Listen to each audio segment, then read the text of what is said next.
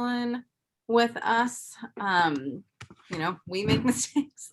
We're modeling that we mess up. So sorry about that. And we're back. So I am going to pull up a video. It's actually just like a YouTube clip about some of these Brene Brown, about these concepts that we've been talking about. So just kind of sharing with you this information in a different way. So let me do that right now. It's just a few minutes and let in a few more people here. Laura, can you please just admit people as they come in? That'd be great. Yeah, that's what I'm doing. I'll keep doing it. Thank you. And did you start recording? I did. Okay. Oh, I'm already sharing that. Okay. Is that big? No, that's not what I wanted. I wanted to make it big.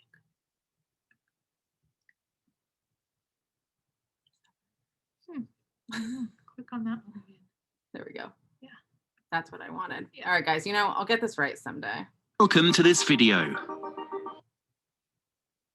Today's big idea comes from Brene Brown and her powerful book, Daring Greatly. As always, we hope we can inspire you, help you grow your mind, and motivate you to be the best you. In the book, Brown explores how the courage to be vulnerable transforms the way we live, love, parent, and lead. She does this by challenging everything we think we know about vulnerability and dispels the widely accepted myth that it is equal to weakness. Instead, she argues that vulnerability is strength and a prerequisite for true connection with others. As human beings, we have a fundamental need for connection, love, and belonging. Belonging to a group is crucial for our survival, and as social animals, we are wired to seek relationships with others. But it isn't always easy, and every time we are introduced to someone new or start a difficult conversation, we take a risk. We fear rejection and are afraid we're not good enough. We feel uncertain and exposed. We feel vulnerable. Many of us try to fight those feelings of vulnerability and strive to appear perfect. And when we don't succeed in our strive for perfection, we feel shame. Shame that comes from the belief that we are not worthy of love, connection, and belonging, and is triggered by our perception of what others think of us. Shame makes us shy away from putting ourselves out there and leads to disengagement and disconnection. It stops us from trying to be the best we can be, since we fear our best will not be good enough. But how can we leave this destructive path behind? According to Brene Brown, we do this by articulating our shame. See, shame gains power through being unspeakable. By acknowledging and verbalizing our shame, we stop the power it has over us. Brene Brown teaches us that in order to live a shame-free life, we must embrace our vulnerability and have the courage to be imperfect. And courage starts with letting ourselves be seen, really seen. We have to show up and be exposed, even when there are no guarantees. We have to engage fully and openly with the world around us. And we have to realize that this is the only way to live life to the fullest and develop real, honest, and loving relationships. We must learn to be kind to ourselves and others, and believe that what makes us vulnerable also makes us beautiful. This is vulnerability. This is daring greatly. And with that, we hope you have enjoyed this video on Brene Brown's Daring Greatly. If you did, we hope you will give it a like. And please do remember. Don't worry about that too much. All right, let me pull up our PowerPoint again real quick.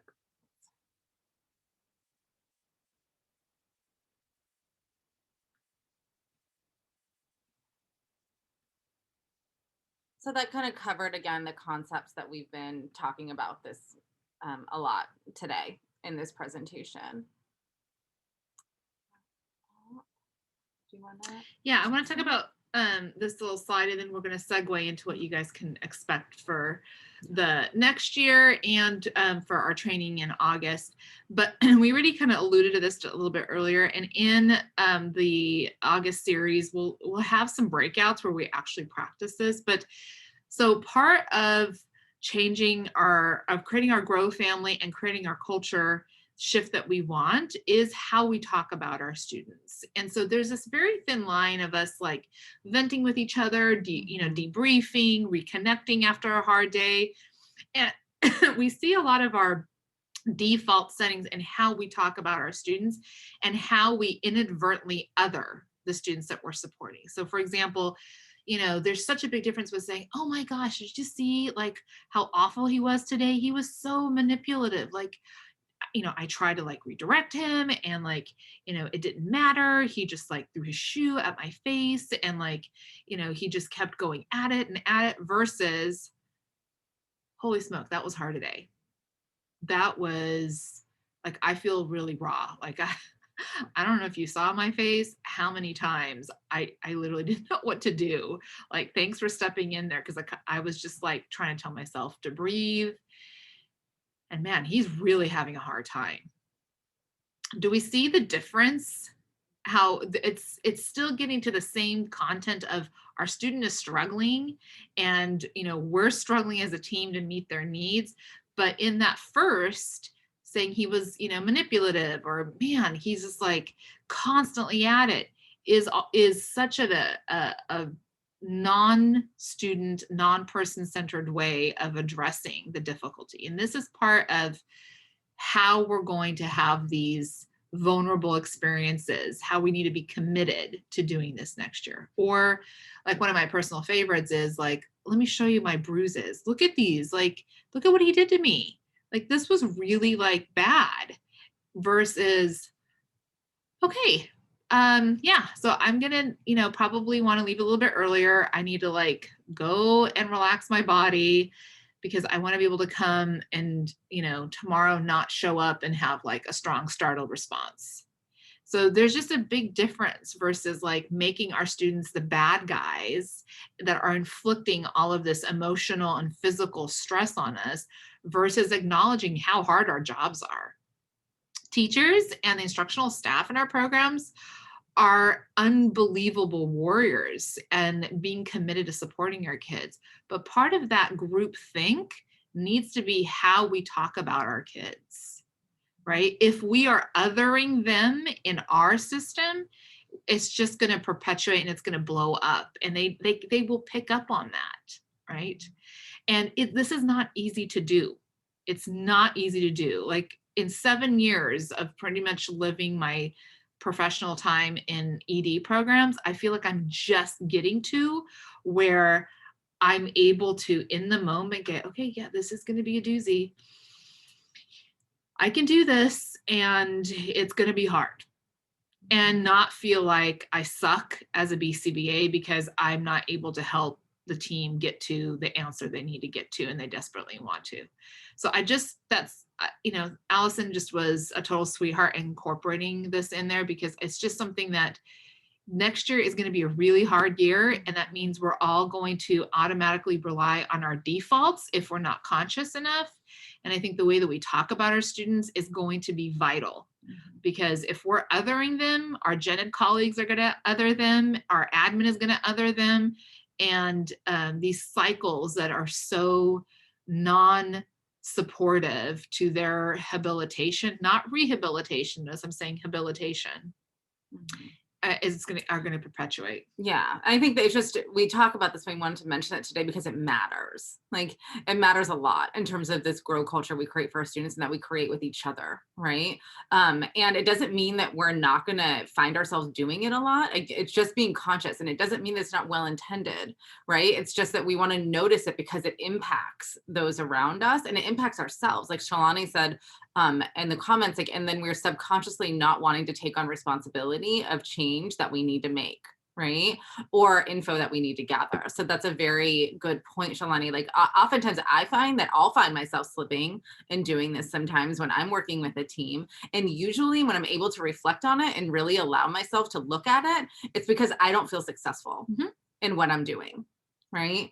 And so it's easier to other it, right? To make it about somebody else and to feel like, well, there's nothing much that I can do anyway, right? When really we want to ground ourselves in the fact that this is, like Rosie keeps saying, this is hard. This is really hard. I'm not going to get it right all the time. And that's okay, right? I'm going to pick myself up. I'm going to try again tomorrow. And I also do that in conjunction with the support of my team, right? So I want to just remain conscious about this and model it for others.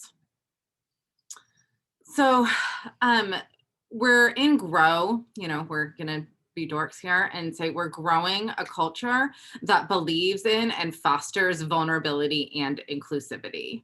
So it's a model where these are very important themes. We can't do this work if we don't adopt these principles. If we don't allow ourselves to be vulnerable, we're not going to be able to see or make the progress with our students that we would like to make. And we're not going to feel effective in what we do, right? And what all that leads to when you're not feeling effective, when you're kind of operating from a shame-based place, is burnout, right? Like you're gonna burn out. You're gonna not be able to continue doing this job forever, like, because it is that hard. It is so hard.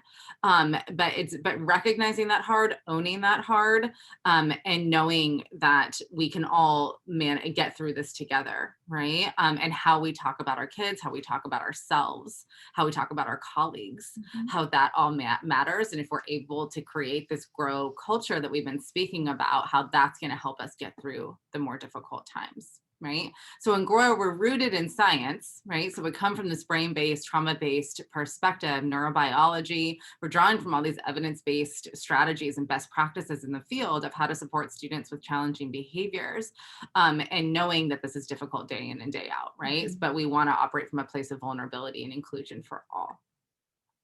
Just wanted to, we haven't emphasized this enough, like we are enough and you are enough. Like with the skill set you have today, with when you struggle and have a hard time, when you fall apart, when you need to take a break, when you're on your A game and like, man, I nailed it that time. Like, that's fantastic. Like you are enough. You're bringing what you have, and we are so grateful for that.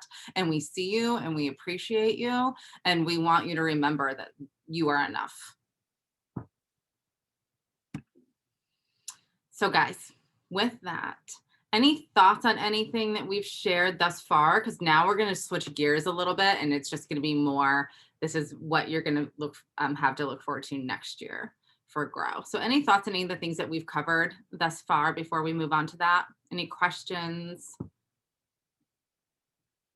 No. One thing I did want to point out, and they talked about it a little bit in the video and I forgot to say, is that when we say vulnerable, we don't mean like show up and you need to cry every time you have a meeting. Like that's not what we mean by vulnerable. That's not what Brene Brown means when she speaks about being vulnerable. It's being open, like all the things that we talk about. It's being open to having hard conversations. It's being open to messing up and receiving feedback and support. Right?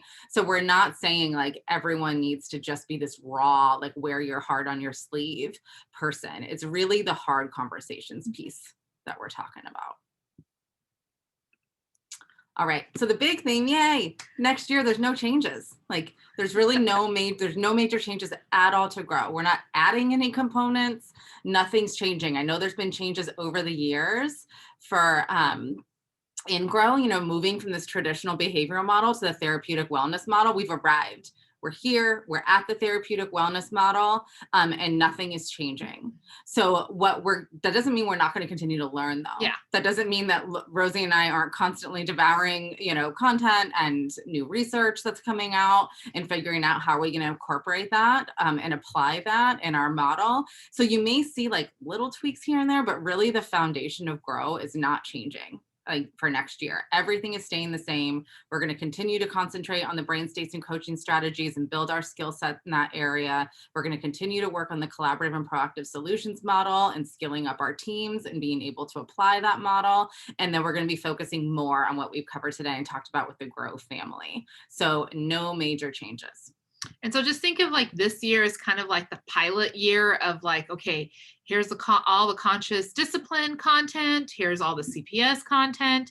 And so for next year's, you know, calendar school year, it's going to be, okay, so I have an understanding of this knowledge, right? I've had this knowledge shared to me. I have like a beginning understanding. So now how am I going to really start integrating this into my lived experience when I'm in the classroom with the kids?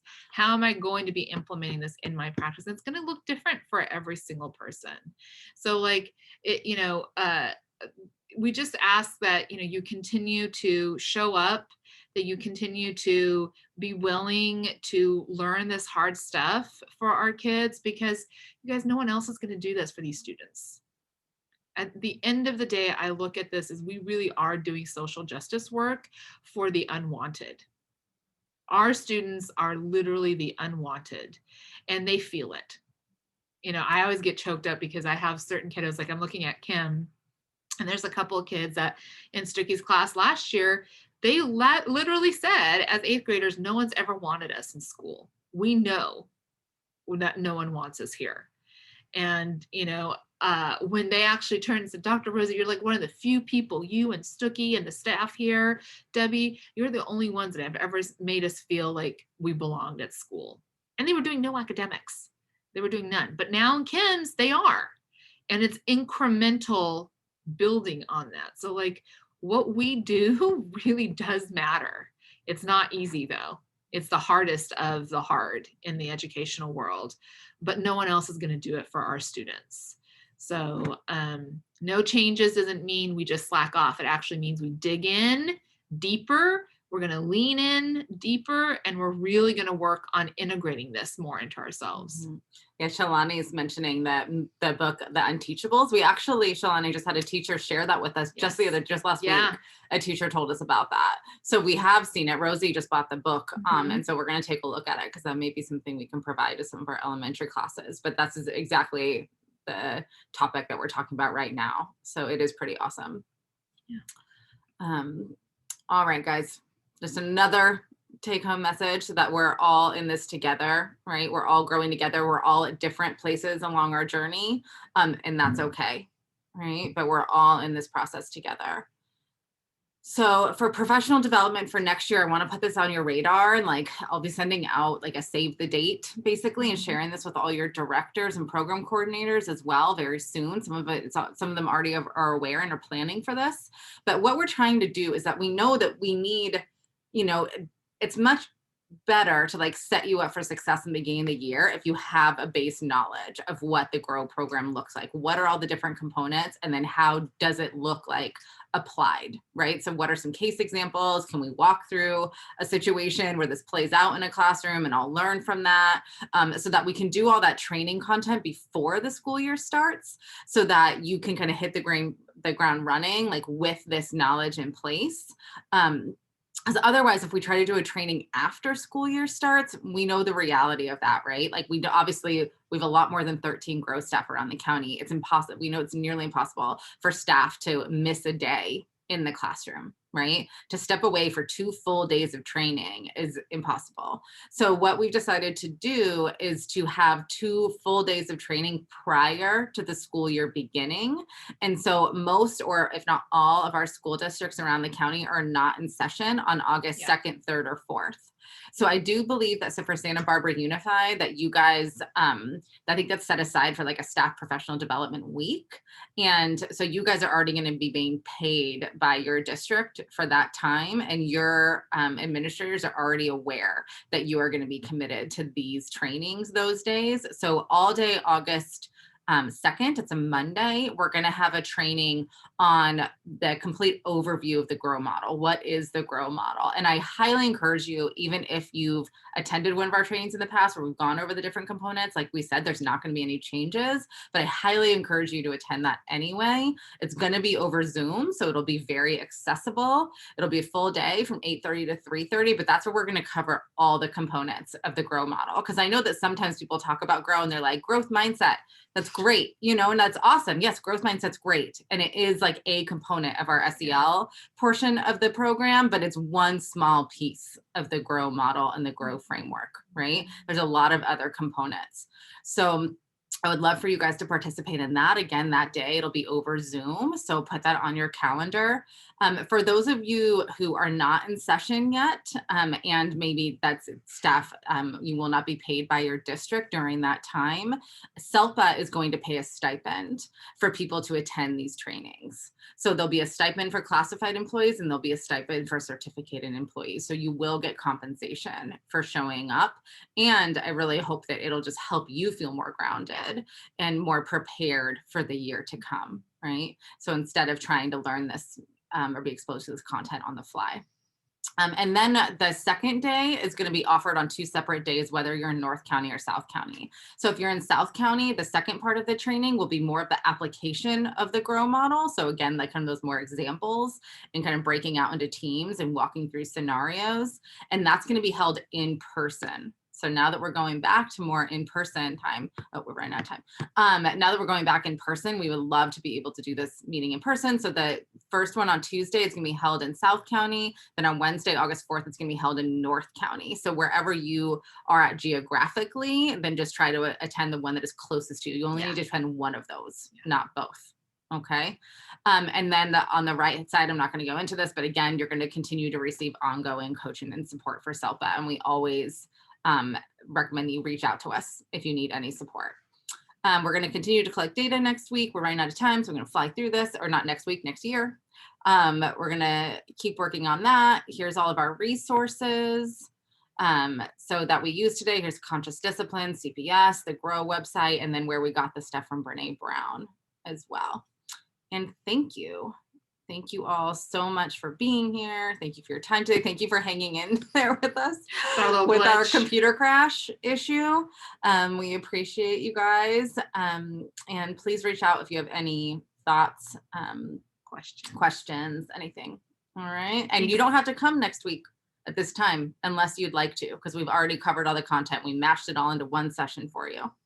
All right. But if you want to show up next week, we'll be here to answer any questions or offer support. Okay. Okay. Thank you. Bye, you guys. Thank you. Bye, everybody. Thanks.